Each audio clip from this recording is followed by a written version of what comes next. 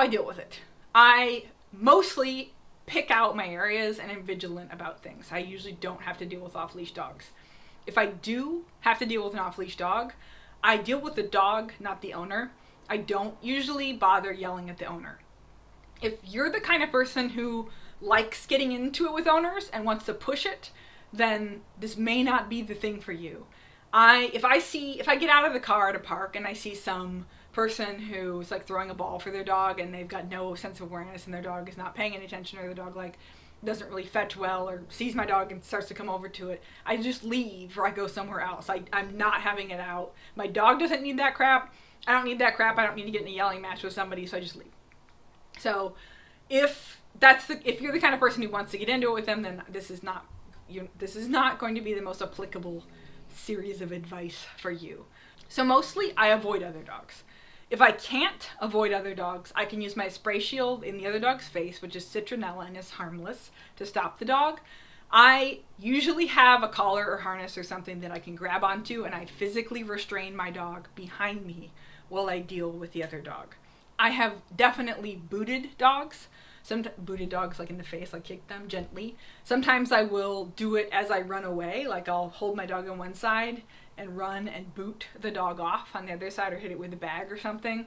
Some trainers suggest throwing a handful of treats into the approaching dog's face. I think if I was a pretty accurate aim, I'd be able to do that, but I use toss treats a lot for distracting reactive dogs in general. So, and half the time they don't even notice it. Like there's kind of a technique of like, look, there's a treat, and then I throw it. So I don't find that dogs even notice sometimes when I throw treats in their face. Approaching dogs.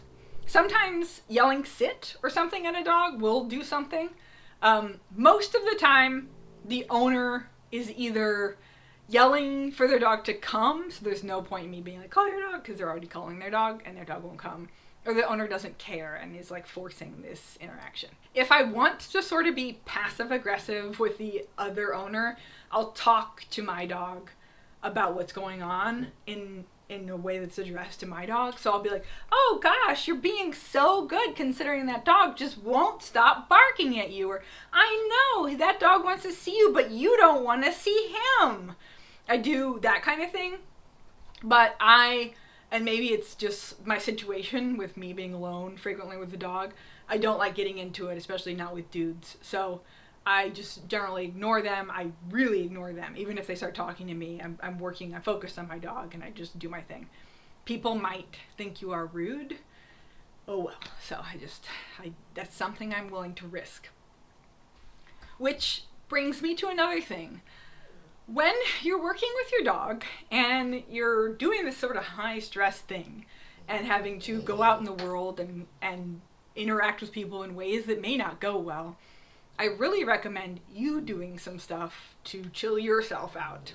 That's an important part too, is when you're going out in the world and you're having to do these sort of hairy interactions with people and other dogs, I recommend you do something to chill yourself out too. Like, firstly, don't take this so seriously. If something bad happens, it happens. It could happen. It's just something, things can happen in life. You're going to sort of have to accept that. You're working with dogs. It's could be dangerous and risky. Bad things could happen. Things could go wrong. That's just part of it. If things do go wrong and you can learn something from it, cool. If not, then just brush it off and go on with your life. But I would recommend like taking some deep breaths and chilling out, giving yourself a break, just like you give your dog a break, or be silly and sing and dance and stuff. I do a lot of dancing and singing in my programs, and also with my, like, I'll just be like, well, that was goofy, ha ha, and then I'll dance around or do something funny. So, I'm just trying to burn off stress in myself. A lot of the stuff I do is to help me in my own like biofeedback things. So if a dog is being a jerk to me, I'll say, oh wow, that's funny, that's probably not working out too well for you, or like, how's that going? Like, I do a lot of that for the dog, but also a lot for me, so that I lighten up a little bit. Patricia McConnell recommended singing happy birthday to yourself or your dog, and I'll put info for her book in here, but that's pretty good advice. So I would come up with something like that to help relieve your stress. Or maybe, pack yourself some Snickers bars and do a little like distancing, chill out, and treating yourself. Really it. Those are the exercises I use. I use a whoa Nelly to slow down and get my dog in balance. I use a check-in to figure out when my dog is at a point where they can start thinking, and is it a workable point to start working up to other dogs. I use a U-turn to get space and to turn down the temperature on that boiling pot so that we can build it up.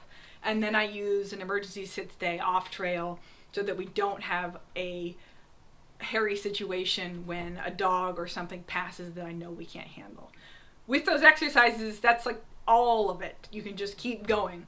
They are nuanced and not so easy, and your dog's moods and stuff change all the time, but that's pretty much it. Like with that, you can work through most every reactive dog situation.